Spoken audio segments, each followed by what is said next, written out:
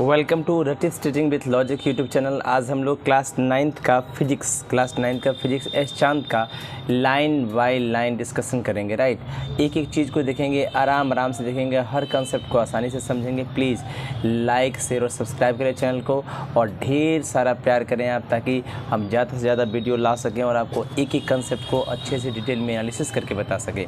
ये जो एस चांद किताब होती है ये CBSE के पैटर्न पे बेस्ड है और CBSE के पैटर्न पे ये बहुत ही खूबसूरत किताब है। अगर इस पूरी किताब का लाइन बाय लाइन हम लोग डिस्कशन करें, इसके कंसेप्ट्स को समझें, इसे क्वेश्चन आंसर करें तो कम्प्लीटली ये किताब हमको बेहतर नॉलेज देगी। और चलिए इसी चीज़ को हम शुरुआत करते हैं। और पहला चैप्टर जो फिजिक्स का मोशन है, इसका हिंदी होता है गति। क्या होता है? गति। मोशन का हम लोग डिटेल समझेंगे, एक एक कंसेप्ट आपके लिए आसान होगा अगर इस चीज़ को बार बार पढ़िएगा। वीडियो बनाने का मतलब है कि आपको बार बार कॉन्सेप्ट याद रहें, बार बार चीज़ें देखिएगा, ज़्यादा बेहतर होगा। राइट, चलिए देखिए ध्यान से पढ़ने जा रहे हैं। कहता है a tree is fixed at a place. मान लो जी एक पेड़ है तुम्हारे पास, वो पेड़ क्या होता है, किसी भी पर्टिकुलर जगह पे वो पेड़ फिक्स्ड होता है। Right, so we say that it is stationary. मतलब तो हम कहते हैं कि ये पेड़ स्टेशनरी है, यानी रुका हुआ है। क्या है? रुका हुआ है। सही है। अगर हम लोग ट्री अगर कोई जगह पे फिक्स्ड है किसी प्लेस पे, तो हम कहते हैं कि ट्री स्टेशनरी है। याद रखिए, एक और शब्द होता है STATIONERY। जब ERY लग जाता है तो स्टेशनरी का मतलब होता है स्टेशनरी शॉप, मतलब होता है जो लेखन सामग्री यानी पठन पाठन का किताब कॉपी बेचता है, इसको भी लेखन सामग्री कहते हैं। वो स्टेशनरी अलग होता है। और जब ARY होता है इसका मतलब होता है रुका हुआ। क्या होता है? रुका हुआ। चलिए उसी प्रकार एक घर, एक स्कूल, एक फैक्ट्री, इलेक्ट्रिक पोल भी एक जगह खड़ा रहता है, स्कूल भी एक जगह रहता है, एक घर भी एक जगह रहता है, एक फैक्ट्री भी एक जगह रहता है, वो मूवमेंट नहीं करता है। Telephone pole stationary object which remains fixed at a place. ये सारे चीज़ें स्टेशनरी ऑब्जेक्ट हैं जो हमेशा एक ही जगह पे फिक्स्ड रहती है। सही बात है। चलिए ऑन द अदर हैंड, दूसरी तरफ एक आदमी, जानवर, चिड़िया, कार, बस, ट्रेन, शिप्स, एरोप्लेन्स, ये सब do not remain stationary all the time. ये हमेशा स्टेशनरी यानी रुका हुआ नहीं रहता है। They can move from one place to another. वो मूव कर सकते हैं एक जगह से दूसरे जगह। For example a man moves when he walks along a road. एक आदमी मूव करता है जब वो रोड पे चलता है। ए बर्ड, एक चिड़िया मूव करती है जब वो फ्लाई करती है, आसमान में उड़ती है। राइट, है ना, इन द स्काई। सही है। ए चीता moves when it runs in the jungle. एक चीता जो है मूव करती है जब वो जंगल में दौड़ती है। एंड अ फिश मूव्स, एक मछली मूव करती है जब वो तैरती है पानी में। राइट, उसी प्रकार एक कार या बस मूव करता है रोड पे, एक ट्रेन मूव करता है ट्रैक पे, पटरी पे, एक शिप जहाज़ मूव करता है वाटर में, एक एरोप्लेन मूव करता है कहाँ? हवा में, जब वो उड़ता है from one place to another. The movement of body, ये जो बॉडी का मूवमेंट होता है ऑब्जेक्ट इज़ कॉल्ड मोशन। दुनिया का हर वो चीज़ जो मूवमेंट करता है, one place to another place जाता है, उसी को हम लोग मोशन कहते हैं। राइट, तो अगर कोई बॉडी रुका है हमेशा के लिए permanent, that is not in motion, वो तो मोशन में नहीं होगा। एक कॉमन कैरेक्टरिस्टिक, सबसे साधारण गुण क्या है of all the moving body, सारे मूव करने वाले बॉडी का, यानी दुनिया का हर वो बॉडी का मतलब हम ऑब्जेक्ट समझेंगे। बॉडी कहो, ऑब्जेक्ट कहो या चीज़ कहो, कोई दिक्कत नहीं। फिजिक्स की भाषा में बॉडी को ऑब्जेक्ट कहा जाता है, ऑब्जेक्ट को बॉडी कहा जाता है। राइट, तो कहता है दुनिया का हर वो चीज़ जो मूव करता है उसका एक साधारण गुण क्या है कि वो अपना पोजीशन समय के साथ बदलते रहता है। बस यही चीज़ है जिससे हम लोग कहते हैं कि वो मोशन में है। We can now define motion as follow. तो अब हम मोशन का डेफिनेशन देने जा रहे हैं। आप देख सकते हैं a body is said to be in motion. एक बॉडी को हम लोग मोशन में कहेंगे या मूविंग कहेंगे, मोशन में कहेंगे या मूविंग कहेंगे। व्हेन इट्स पोजीशन, जब उसका पोजीशन स्थिति चेंजेस बदलेगा लगातार किसी रिस्पेक्ट में, स्टेशनरी ऑब्जेक्ट रुका हुआ ऑब्जेक्ट के रिस्पेक्ट में, जिसको हम लोग रेफरेंस पॉइंट लेंगे उसके रिस्पेक्ट में बदलेगा तो उसको मोशन में कहेंगे। बोलो नहीं समझे? सुनिएगा ध्यान से। मैंने कहा कि चलिए हमारे पास ये बोर्ड है, ये बोर्ड रुका हुआ है, राइट। इस बोर्ड को हम लोग रेफरेंस पॉइंट लेंगे क्योंकि ये मूव नहीं कर रहा। अब इसके रिस्पेक्ट में ये गाड़ी अभी यहाँ है, कुछ देर बाद ये गाड़ी यहाँ आ गई, राइट। इसका मतलब ये गाड़ी इसके रिस्पेक्ट में इसके नज़दीक था अभी, और कुछ देर बाद यहाँ आ गया तो इससे दूर हो गया। यानी ये चीज़ें इसके रिस्पेक्ट में अपना पोजीशन यहाँ से यहाँ कर लिया, यानी यही बॉडी मूवमेंट में कहलाएगा, मोशन में कहलाएगा। किसके रिस्पेक्ट में? इस रेफरेंस पॉइंट के रिस्पेक्ट में। और रेफरेंस पॉइंट स्टेशनरी ऑब्जेक्ट होता है, रुका हुआ ऑब्जेक्ट होता। कोई दिक्कत? समझ में आया? चलिए, इसी को हम लोग रेफरेंस पॉइंट मतलब हमेशा रुका हुआ चीज़ के रिस्पेक्ट में हम लोग आगे बढ़ते हैं। एग्जाम्पल, तुम यहाँ पढ़ने आए हो, ये जगह रुका हुआ था, तुम अपने घर के पास थे, वहाँ से यहाँ आए हो, राइट। तुम अपने घर से धीरे धीरे दूर होते गए, यानी अपना पोजीशन समय के साथ बदले। तुमको 7:30 में घर पे थे, अभी यहाँ पे हो, राइट। इसका मतलब तुम टाइम बदला, तुम अपना पोजीशन भी बदले, राइट। यानी तुम मोशन में हो। तुम मोशन में किस रेफरेंस पॉइंट के तहत? मान लो ये इंस्टीट्यूट के तहत या अपने घर के रेफरेंस पॉइंट मान लो कि ये दोनों रुका हुआ है, right. Reference point stationary object को कहते हैं। कोई दिक्कत? For example, when the position of a car changes continuously, जब किसी कार का पोजीशन लगातार बदलता है with respect to stationary object, भाई किसके रिस्पेक्ट में? कोई रुका हुआ ऑब्जेक्ट में, जैसे मान लो घर है, ट्री है, एट्सेट्रा, तो we say that the car is moving, तो हम कहते हैं कि कार मूवमेंट कर रहा है, राइट। और that car is in motion, या वो कार मोशन में है, right. Let us take another example to understand the meaning of motion more clearly. चलिए एक और एग्जाम्पल लेते हैं और देखते हैं कि मोशन को और अच्छे से कैसे समझा जा सकता है। अभी तक कोई चीज़ समझने में दिक्कत? हम लोग इलेक्ट्रिक पोल हो, ट्री हो, घर हो, ट्रेन हो, बस हो, सब कुछ समझ गए कि कौन रुका हुआ है, कौन मूविंग है, राइट। रेफरेंस पॉइंट क्या होता है समझ में आ गया, मोशन क्या होता है समझ में आ गया। दुनिया का हर वो चीज़ जो अपना पोजीशन टाइम के रिस्पेक्ट में रेफरेंस पॉइंट रेफरेंस ऑब्जेक्ट के रिस्पेक्ट में चेंज करता है, उसको मोशन में कहते हैं। स्टेशनरी ऑब्जेक्ट मतलब वो ऑब्जेक्ट चलेगा नहीं। कोई दिक्कत? समय बदलते जाएगा लेकिन अपना पोजीशन चेंज नहीं करेगा। कोई दिक्कत? चलिए देखिएगा ध्यान से, आप देख सकते हैं यहाँ पे एक घर है, ये स्टेशनरी ऑब्जेक्ट है, यहाँ पे ट्री है, ये भी स्टेशनरी है, राइट। स्टेशनरी ऑब्जेक्ट मान लो हाउस ले लो या तुम ट्री ले लो, कोई दिक्कत। ये कार मूविंग है, कैसे मूविंग है? ये कार अभी यहाँ पे है, कुछ देर बाद ये कार ए से बी पोजीशन पे आ गया। आफ्टर 5 सेकेंड कार रीचेज है, यहाँ पहुँच गया। यानी ये कार इस घर के रिस्पेक्ट में या इस ट्री के रिस्पेक्ट में डिस्टेंस पे आ गया, यानी इस मूवमेंट कर रहा है, अपना पोजीशन चेंज कर लिया, पहले यहाँ था अब यहाँ आ गया, राइट। समय बदल सब समय के साथ 5 सेकंड बाद, राइट। इन द फिगर 2 आप देख सकते हैं, फिगर 2 में we see a car position A, हम लोग पोजीशन ए पे कार देख रहे हैं, राइट। वो कहाँ है? फ्रंट ऑफ ए हाउस, घर के सामने है। And a tree at the particular time, या ट्री के सामने है किसी समय पर, राइट। इस केस में हाउस और ट्री स्टेशनरी ऑब्जेक्ट है, राइट। इस केस में हाउस और ट्री स्टेशनरी ऑब्जेक्ट है, जिसको हम लोग रेफरेंस पॉइंट के रूप में ले रहे हैं। नाउ आफ्टर 5 सेकेंड जब हो गया तो क्या हुआ? We see the same car, हम लोग देखा कि वही कार पोजीशन बी पे आ गया, जो कि दूर हो गया हाउस से और ट्री से, जो फिगर 2 में दिखाया गया है, राइट। आप देख सकते हैं, इसका मतलब है कि पोजीशन जो है इस कार का लगातार बदल रहा है, किसके रिस्पेक्ट में? स्टेशनरी ऑब्जेक्ट यानी हाउस या ट्री के रिस्पेक्ट में, राइट। तो हम कह सकते हैं कि ये कार जो है मूव कर रहा है, यानी ये मोशन में है। सम अदर बॉडीज या ऑब्जेक्ट, कुछ दूसरा ऑब्जेक्ट या बॉडी जैसे अराउंड अस, हमारे आसपास हैं, जो different kinds of motion show करते हैं, अलग अलग तरह का मोशन शो करते हैं। ये तो सीधा रेखा पर चल रहा है रोड पे, लेकिन झूला झूला जो है अलग मोशन शो करता है। मेरी गो राउंड एक गेम होता है जिसमें ऐसे ऐसे घूमते रहो तो वो अलग मोशन शो करता है। पेंडुलम घड़ी में जो होता है वो अलग मोशन शो करता है, और घड़ी का जो कांटा होता है, सुई होता है, वो अलग मोशन शो करता है, राइट। चलिए कोई दिक्कत? हर ऑब्जेक्ट अपना अपना अलग मोशन शो कर सकता। If a body moves fairly fast, सबसे इंपॉर्टेंट बात है कि फेयरली फास्ट का मतलब क्या होता है। If a body moves fairly fast then its movement और कैन बी ऑब्जर्व्ड इजीली। कोई बॉडी अगर फेयरली फास्ट मूवमेंट करता है तो उसके मूवमेंट को हम ऑब्जर्व कर सकते हैं। जैसे एग्जांपल, फेयरली फास्ट का मतलब समझते हैं हम लोग। मान लीजिए कि आपके पास यही कार है, राइट, और यहाँ पे तुम खड़े हो, यहाँ पे तुम ठीक है ना।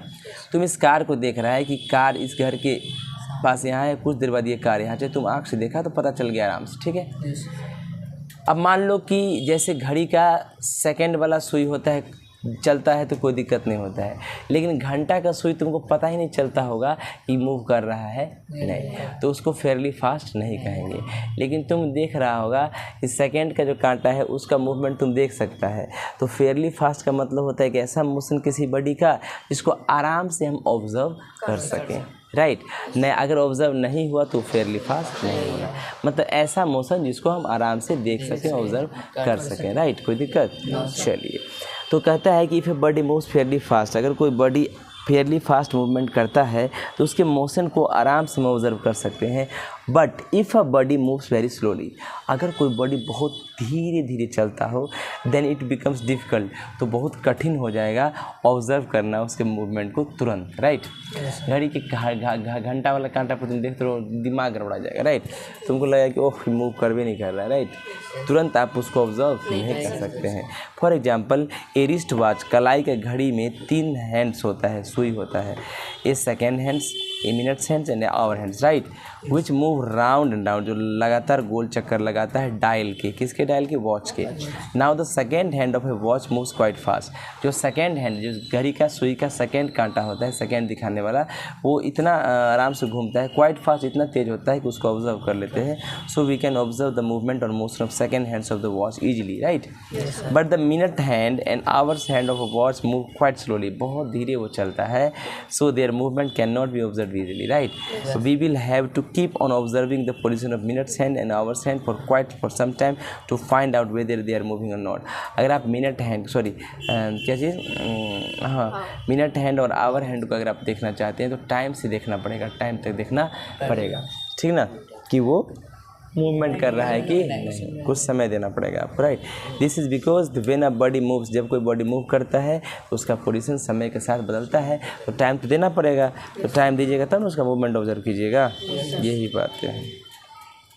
आइए, कहता है in order to study the motion of bodies, अब आप चाहते हैं कि मोशन बॉडी का स्टडी करें, we should first know the meaning of 2 terms, हम लोग को 2 टर्म का मीनिंग जानना है पहले, डिस्टेंस और डिस्प्लेसमेंट। क्या? डिस्टेंस और displacement. These are discussed below, देखिए कैसे इसको डिस्कस करते हैं, ध्यान से देखिएगा कौन कौन चीज़ हम लोग मोशन पढ़ना है, 2 चीज़ पढ़ना ही पड़ेगा, डिस्टेंस और डिस्प्लेसमेंट, बहुत आसान है। देखिए, another point to be noted that is study of motion where we use the term body और object, it mean the same thing, मतलब जब भी हम मोशन पढ़ेंगे, बॉडी कहें या ऑब्जेक्ट कहें, बात राइट, बॉडी कहें, बॉडी कहें या ऑब्जेक्ट कहें, कोई दिक्कत नहीं, कोई दिक्कत।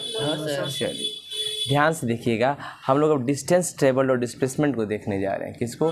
डिस्टेंस ट्रेवल्ड और डिस्प्लेसमेंट को देखने जा रहे हैं। देखिएगा, इन एवरीडे लैंग्वेज, हर दिन के भाषा में, अगर रोज़मर्रा की भाषा करें, द वर्ड्स डिस्टेंस, ये जो शब्द है डिस्टेंस एंड डिस्प्लेसमेंट और डिस्प्लेसमेंट, क्या are use in the same sense, इस दोनों का यूज सेम सेंस में होता है, मतलब डिस्टेंस कहो या डिस्प्लेसमेंट कहो, दोनों सेम सेंस में होता है जनरल तरीका से, साधारण भाषा में। बट फिजिक्स में इन 2 चीज़ों का डिफरेंट मीनिंग है भाई, दोनों अलग अलग चीज़ है, भयंकर अलग अलग है। देखिएगा कैसे, let us understand this difference by taking an example, एक एग्जांपल लेके अच्छे से समझते हैं, राइट। चलिए, suppose a man lives at place A, कोई इंसान मान लो कि ए जो है इस जगह पर, ए वाले पॉइंट जगह पर रहता है, and he has to reach another place C, और इस इंसान को सी वाले जगह पर पहुंचना है, but first he has to meet his friend living at place B, लेकिन इस इंसान को बी सी से पहुंचने से पहले एक इंसान, एक दोस्त इसका बी पोजीशन पे, वहाँ पर इसको मिलना भी बी से है, बी से मिल के सी पे पहुँचना है, right. Now the man starts point A, अब इंसान जो है ए स्टार्ट किया पॉइंट ए से चलना, ठीक है, एंड ट्रेवल से distance of 5 kilometre to reach B, और 5 किलोमीटर डिस्टेंस ट्रेवल करके वो बी पे पहुंचा, right. And then travels 3 kilometre, फिर 3 किलोमीटर बी के पास से मिल के 3 किलोमीटर चला बी से और सी पे पहुंचा, राइट। तो man goes along path A B C, तो इंसान का रास्ता क्या था? ए से बी और बी से सी, तो ए बी सी रास्ता था जो दिखाया गया है डॉटेड लाइन से, ये रास्ता, राइट।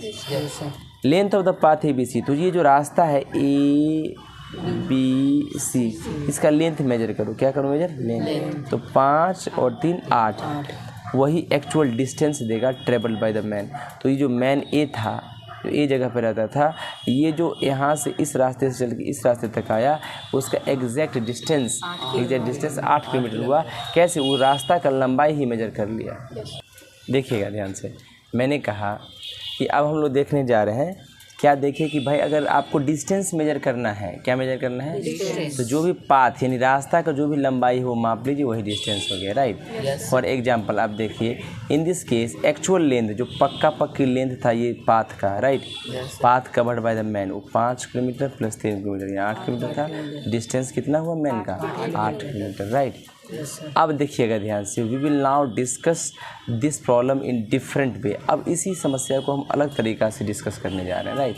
देखिएगा ध्यान से, when the man has reached point C, जब पॉइंट सी पे पहुंचा मैन, यहाँ इस केस में, right, we want to know how far he is now from starting point. तो हमको ये जानना है कि स्टार्टिंग पॉइंट से वो इंसान कितना दूर है, स्टार्टिंग पॉइंट से वो इंसान कितना दूर है सी पे पहुँचने में। तो अगर शुरुआत से कितना दूर है तो शुरुआत और अंत के बीच का रास्ता देखेंगे, ठीक है। तो कहता है देखिए A, that is we want to know the shortest distance between point A and C. कहता है कि बताइए सी पर पहुंचने के बाद ए और सी के बीच कितनी दूरी है, ए और सी के बीच, तो बी को लेना नहीं। तो हम लोग क्या करेंगे, शॉर्टेस्ट सबसे छोटा रास्ता देखेंगे ए और सी के बीच, और छोटा रास्ता कौन होता है, सीधा रेखा। तो ए और सी को सीधा मिला देंगे और इसका लंबाई माप लेंगे, वही आंसर होगा। तो ये जो आंसर होगा देखिए ध्यान से, let us draw a straight line A C between A and C. हम लोग एक स्ट्रेट लाइन ड्रॉ करेंगे ए और सी के बीच में, right. The length of the straight line path A C, ये जो लेंथ होगा straight line path A C का, राइट, विच इज़ 4 किलोमीटर है, यहाँ से वो 4 किलोमीटर होगा, is the displacement of the man from point A. वही डिस्प्लेसमेंट होगा मैन का किस पॉइंट से, ए पॉइंट से। तो डिस्प्लेसमेंट निकालने के लिए किसी भी दो पॉइंट के बीच शॉर्टेस्ट डिस्टेंस लेंगे। माइंड खोल के याद करना, दिमाग खोल के एकदम पूरा समझना है, समझ रहे हो ना। देखिए ध्यान से, दैट इज़ ऑन रीचिंग सी, जब सी पे पहुँचेगा तो मैन मात्र 4 किलोमीटर दूर होगा पॉइंट ए से, मात्र 4 किलोमीटर दूर होगा पॉइंट ए से, राइट। अब देखिएगा ध्यान से, this displacement is the east direction, और डायरेक्शन देखो इसे किधर ना है। मान लो कि यहाँ से अगर तुम यहाँ से डायरेक्शन दिया, राइट, इधर ईस्ट होता है, इधर नॉर्थ होता है, इधर, तो ये डायरेक्शन डिस्टेंस डायरेक्शन किधर है, ईस्ट, इधर नॉर्थ से, सॉरी ईस्ट वेस्ट, वेस्ट से नॉर्थ के ईस्ट की तरफ गया, ईस्ट की तरफ गया है बॉडी, राइट। तो डायरेक्शन भी हो गया। तो जब कोई बॉडी मूव करता है एक पॉइंट से दूसरे पॉइंट, तो डिस्टेंस ट्रेवल्ड बताता है actual length of the path का, राइट। इनडायरेक्ट पाथ का यानी पाथ किधर से गया कोई मतलब नहीं हुआ, जबकि डिस्प्लेसमेंट बताता है स्ट्रेट लाइन पाथ का between initial and final position के बीच बताता है। तो डिस्टेंस में डायरेक्शन का कोई गारंटी नहीं है, लेकिन डिस्प्लेसमेंट में गारंटी है, क्योंकि वो शुरुआत और अंत के बीच सीधा रेखा है, तो बता देगा डायरेक्शन। यानी डायरेक्शन का गारंटी है, दिशा फिक्स्ड है तो डिस्प्लेसमेंट हो गया, अगर डायरेक्शन फिक्स्ड नहीं है तो डिस्टेंस हो गया, राइट। चलिए अब देखिए ध्यान से, मैंने एक रफ कॉपी लाओ, हम तुमको बताते हैं कुछ करके।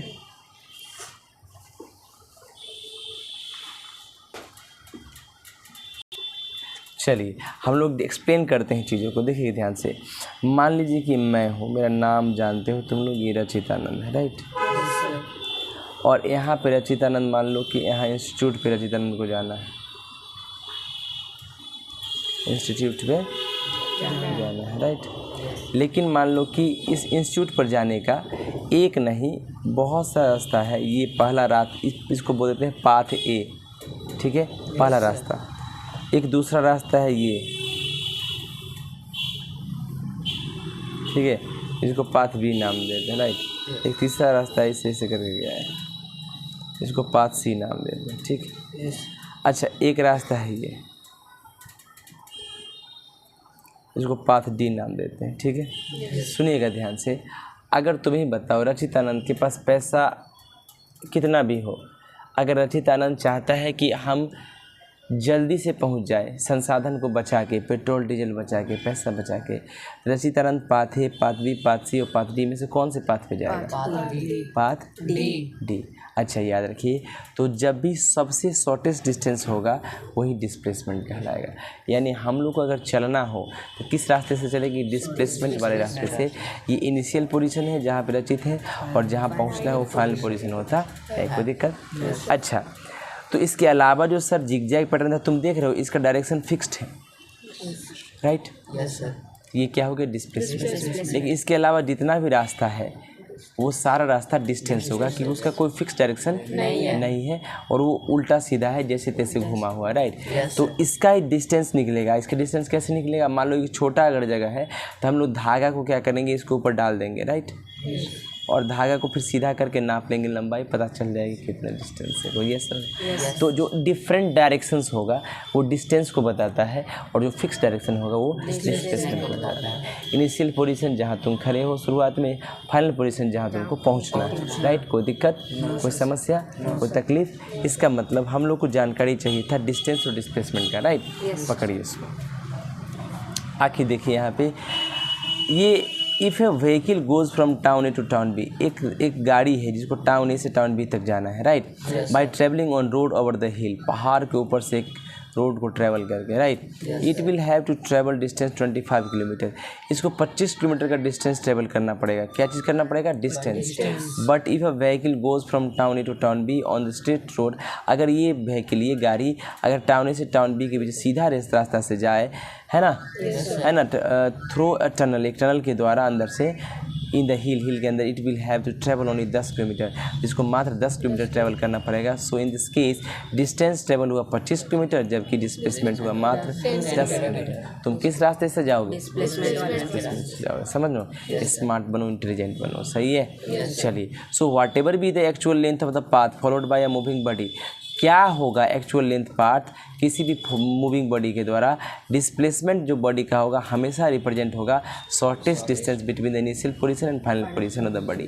किसी भी बॉडी का इनिशियल और फाइनल के बीच पोजीशन के बीच का जो डिस्टेंस होगा वही डिस्प्लेसमेंट कहलाएगा। अच्छा, डिस्प्लेसमेंट को डिस्टेंस कह सकते हैं, देखो कैसे बोलेंगे, the distance between initial and final position, the distance between initial and final position is called displacement. ठीक है, तो डिस्टेंस क्या होगा? The actual length of the path travelled by a body is called displacement. Distance क्या? Actual length जो होगा रास्ता का वही डिस्टेंस कहलाएगा, और वह डिस्टेंस जो शुरू और अंत के बीच हो वो डिस्प्लेसमेंट कहलाएगा। समझ में आया? चलिए, किसका पोजीशन फिक्स्ड होगा? डिस्प्लेसमेंट में। डायरेक्शन किसका फिक्स्ड होगा? Displacement, right. In the above example, आप देखिए ध्यान से, shortest distance between initial position A and final position see the man is 4 kilometre. भाई देखिए दूसरे एग्जांपल में, पहले वाले में मैन को डिस्टेंस तो 8 किलोमीटर चलना पड़े, लेकिन डिस्प्लेसमेंट मात्र 4 किलोमीटर चलना पड़े। ठीक है, सो डिस्प्लेसमेंट मैन का 4 किलोमीटर है इस डायरेक्शन में। ये क्लियर है कि डिस्टेंस ट्रेवल्ड के पास सिर्फ मैग्नीट्यूड होता है, मतलब डिस्टेंस के पास कोई डायरेक्शन फिक्स कि जिगजैग पैटर्न पे चल जाएगा उल्टा सीधा रास्ता पे, जबकि डिस्प्लेसमेंट जो है उसके पास मैग्नीट्यूड यानी वैल्यू भी होता है, कितना दूरी है, और डायरेक्शन भी फिक्स्ड होता है। कोई दिक्कत, कोई तकलीफ? चलिए, द क्वान्टिटीज लाइक डिस्टेंस, ये डिस्टेंस, डिस्प्लेसमेंट, ये सब को हम लोग फिजिकल क्वांटिटी कहते हैं। इसको साइंस के भाषा में फिजिकल क्वांटिटी कहा गया है, और क्वांटिटीज़ ऑफ फिजिक्स यानी फिजिक्स का क्वांटिटी, राइट। फिजिक्स का ये चीज़ें हैं। Magnitude of physical quantity means size of the physical quantity. अगर कभी तुमको बोले कि मैग्नीट्यूड क्या है फिजिकल क्वांटिटी का, तुम साइज बोलोगे कि साइज क्या है। What is the magnitude of this pencil? इसका लेंथ, राइट, इसका लेंथ। तो अगर डिस्टेंस का मैग्नीट्यूड क्या है, कितना तुम मापते हो, डिस्प्लेसमेंट का मैग्नीट्यूड क्या है, कितना तुम मापते हो। इस केस में यहाँ से यहाँ 10 किलोमीटर इसका मैग्नीट्यूड है, ये 25 किलोमीटर इसका मैग्नीट्यूड है, right. A physical quantity having only magnitude, physical quantity जिसके पास सिर्फ मैग्नीट्यूड है यानी साइज है, उसको स्केलर क्वांटिटी कहते हैं। फिजिक्स के भाषा में स्केलर क्वांटिटी का मतलब होता है जिसके पास सिर्फ और सिर्फ मैग्नीट्यूड है, वैल्यू है, यानी कितना गया बस उसके बारे में जानकारी है, डायरेक्शन के बारे में पता, इसको स्केलर क्वांटिटी कहा जाता है। और एक ऐसा क्वांटिटी जिसके पास कोई डायरेक्शन ना हो वही स्केलर कहलाता है। ऑन द अदर हैंड, दूसरी तरफ फिजिकल क्वांटिटी जिसके पास मैग्नीट्यूड तो है ही, साथ में डायरेक्शन भी है, उसको हम लोग वेक्टर क्वांटिटी कहते हैं। और दिक्कत, डिस्टेंस स्केलर क्वांटिटी होता है क्योंकि इसके पास मैग्नीट्यूड होता है केवल, इसके पास कोई स्पेसिफाइड डायरेक्शन नहीं होता है। डिस्प्लेसमेंट वेक्टर क्वांटिटी होता है क्योंकि ये इसके पास मैग्नीट्यूड भी होता है और डायरेक्शन भी। एग्जाम्पल, अगर एक कार ट्रेवल करता है 50 किलोमीटर तो एक्सप्रेशन 50 किलोमीटर अगर लिख दिया तो डिस्टेंस है, और कहीं पर सिर्फ 50 किलोमीटर लिखा है तो डिस्टेंस है। तुम्हारे गाड़ी में लिखा रहता है, रुक जाओ, तुम्हारे गाड़ी में लिखा रहता है 50 किलोमीटर, तुम टेढ़ा मेढ़ा रास्ता से जाते हो तो वो क्या है? डिस्टेंस लिखा रहता है ना, डिस्टेंस लिखा रहता है ना। चलिए, अगर कार ट्रैवल करेगा स्ट्रेट लाइन पर, मान लो ईस्ट डायरेक्शन में चल रहा है, सीधा जा रहा है, और तुम लिख दिया क्या 50 किलोमीटर टुवर्ड्स ईस्ट, देखो डायरेक्शन आ गया, मैग्नीट्यूड और डायरेक्शन क्या बन जाएगा, 50 किलोमीटर सिर्फ मैग्नीट्यूड क्या बन जाएगा, सिर्फ वैल्यू डिस्टेंस, और वैल्यू के साथ साथ ईस्ट वेस्ट नॉर्थ साउथ ऊपर नीचे दायां बायां उत्तर पश्चिम पूर्व पश्चिम समझ, ये सब अगर दिख जाए तो समझ जाना डिस्प्लेसमेंट है, राइट। जैसे इस केस में तुम देख सकते हो बॉडी ए से स्टार्ट हुआ, बी पे गया, बी से सी पर गया और सी से फिर ए पर आया, तो ए से बी 5 3 8 4 12 किलोमीटर हो गया, राइट। लेकिन डिस्प्लेसमेंट मतलब होता है शुरुआत और अंत, बॉडी जहाँ से चला था वहीं तक आ गया, इसके बीच का कोई दूरी 0 हो गया, राइट। क्योंकि फाइनल माइनस इनिशियल होता है, और फाइनल है ए और इनिशियल भी है, तो ए और 0, समझ बात, कोई दिक्कत। ये इसमें देखो यहाँ से यहाँ तक कंप्लीट जो है ये बॉडी यहाँ तक आया है, डिस्टेंस हो जाएगा 2πr सर्क्यूमफेरेंस, क्या हो जाएगा, क्योंकि सर्कल पे जो बॉडी चलता है उसका कंप्लीट डिस्टेंस बाउंड्री का 2πr सर्क्यूमफेरेंस होता है, राइट। लेकिन डिस्प्लेसमेंट कितना हो जाएगा 0, क्योंकि जहाँ से चला वहीं पे आया, तो ना शुरुआत है ना अंत, शुरुआत और अंत एक ही हो गया, तो 0 हो जाएगा, राइट। आप देख सकते हैं 2πr है और यहाँ 0 है, राइट। कोई दिक्कत, कोई समस्या, मतलब अगर बॉडी ए से चला बी पर, बी से सी पर, सी पर फिर ए पे है, डिस्टेंस तो होगा, पाथ का लेंथ तो है 5 3 8 4 12, लेकिन डिस्प्लेसमेंट होता है शुरुआत और अंत, शुरुआत भी यही और बॉडी यही, अंत में भी आ गया, तो कहाँ है, पाथ का लेंथ ही नहीं है। ऐसे भी सेम स्थिति है, पूरा जो डिस्टेंस है वो सरकमफ्रेंस होता है, क्या होता है, सरकमफ्रेंस। समझ में आया आप लोग को, तो ये बात याद रखिए। अच्छा मान लीजिए आपको अगर निकालना है डिस्टेंस, तो पूरा लेंथ रास्ता का लंबाई माप दीजिए, डिस्टेंस हो गया। और अब डिस्प्लेसमेंट शुरुआत और अंत देखिए, नहीं है तो 0, शुरुआत ही अंत हो गया तो 0 हो जाएगा। 2 एग्जाम्पल है, जब बॉडी ट्रैवल करता है सर्टेन डिस्टेंस पे, बट फाइनल डिस्प्लेसमेंट बॉडी का 0 है। डिस्टेंस तो कुछ ना कुछ है लेकिन डिस्प्लेसमेंट 0 है, तो क्या, अच्छा बताओ अगर ऐसा है तुम एक चीज़ समझ गए ना कि डिस्टेंस हो सकता है लेकिन डिस्प्लेसमेंट 0 होगा, तो कौन बड़ा, डिस्टेंस की डिस्प्लेसमेंट, डिस्टेंस, क्यों, क्योंकि डिस्टेंस हमेशा ज़्यादा होता है, राइट। अब देखिए ध्यान से, कहता है distance table by a moving body can not B 0, distance का भी 0, लेकिन फाइनल डिस्प्लेसमेंट बॉडी का 0 हो सकता है, क्योंकि शुरुआत और अंत सेम हो जाएगा, वहीं पर नहीं सेम हो जाएगा। Displacement of moving body will be 0, displacement 0 हो जाएगा इफ़, कब होगा, after travelling a certain distance, अगर कोई बॉडी कुछ डिस्टेंस चला द मूविंग बॉडी फाइनली, और मूविंग जो बॉडी है वो फाइनली कहाँ आ जाएगा, इस अपने स्टार्टिंग पोजीशन पे, यानी स्टार्टिंग पोजीशन पे आ गया, स्टार्टिंग पॉइंट पे। इस ये और क्लियर हो जाएगा फ्रॉम द फ्लोइंग एग्जाम्पल। कैसे, मान लीजिए एक आदमी स्टार्ट हुआ प्लेस ए से, ट्रैवल किया डिस्टेंस 5 किलोमीटर, पहुंचा बी पर, है ना, फ्रॉम प्लेस बी से फिर वो ट्रैवल किया 3 किलोमीटर और पहुंचा सी पर, और फाइनली मैन ट्रैवल किया 4 किलोमीटर फ्रॉम सी से और पहुंचा पॉइंट ए पर। तो देखो 5 3 8 और 4 12, तो डिस्टेंस तो 12 हो गया, लेकिन फाइनल डिस्प्लेसमेंट जो सेम पॉइंट पे पहुंच गया तो 0 हो जाएगा। ऐसा इसलिए हुआ कि man has reached back at the starting point A, क्योंकि मैन वापस से पहुंच गया स्टार्टिंग पॉइंट ए पे, and straight line distance between initial position, मान लो कि ए से शुरू हुआ और मान लो कि इनिशियल पोजीशन ए है और मान लो अंत भी यही आ गया है ना, इसका स्ट्रेट लाइन खींच ही नहीं पाएंगे, right. Position A and final position 0, straight line 0 हो जाएगा, तो जब डिस्टेंस से 0 हो जाएगा तो डिस्प्लेसमेंट भी।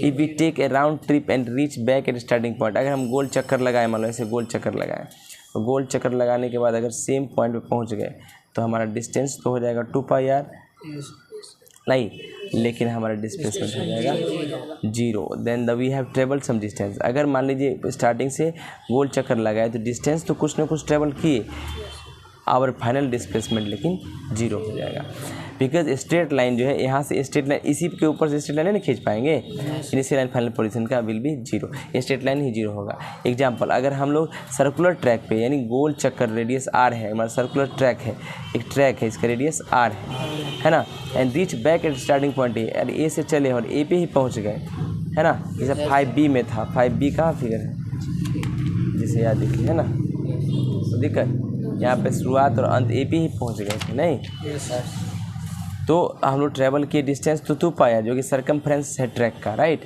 सर्किल का, बट हमारा फाइनल डिस्प्लेसमेंट क्या हो जाएगा, 0। अब हम इस पोजीशन में पहुंच चुके हैं कि डिस्टेंस और डिस्प्लेसमेंट का क्वेश्चन आसानी से कर सकते हैं। मेरे अंदाज से आप लोगों को कोई दिक्कत नहीं हुआ होगा, राइट। डिस्टेंस समझ में आ गया होगा, एक्चुअल लेंथ पाथ का, और डिस्प्लेसमेंट शुरुआत और अंत का पोजीशन होता है।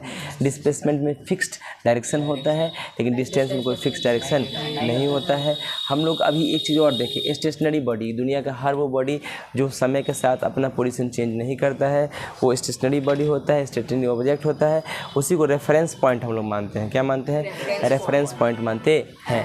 और उसके अलावा जो चीज़ें होती है उसको हम लोग मूविंग बॉडी कहते हैं। वो रेफरेंस पॉइंट के रिस्पेक्ट में, टाइम के रिस्पेक्ट में अपना पोजीशन चेंज करते रहती है, राइट। तो दिक्कत मेरे अंदाज से आप लोगों को कोई तकलीफ नहीं होगा, फिर भी मानिए तकलीफ हुआ, आप रिवीजन करें। कोई डाउट हो बेहिचक पूछ सकते हैं। Thank you so much, love you all my students. Please like share और सब्सक्राइब कीजिए, मेरे चैनल को सब्सक्राइब कीजिए। ढेर सारा वीडियो डालेंगे, आप लोग देखते रहिए और ऐसे ही ज़िंदगी का मज़ा लेते रहिए। ज़िंदगी में कभी कोई दिक्कत हो तो पूछते रहें। आप कमेंट करने में हिचके मत, क्योंकि कमेंट करने से अगर आपका फ़ायदा होता है तो प्लीज़ करें। फ्री सेवा है, इसका फ़ायदा उठाएं। लाइन बाय लाइन डिस्कशन के लिए आप बिल्कुल पूछ सकते हैं, हम करा देंगे discussion A to Z, right. और आपको दिक्कत हो तो पूछ सकते हैं, कमेंट सेक्शन में शेयर करें। थैंक यू सो मच, आज के इतना रखते हैं। Good night, see you tomorrow. Enjoy your day, enjoy night. Thank you.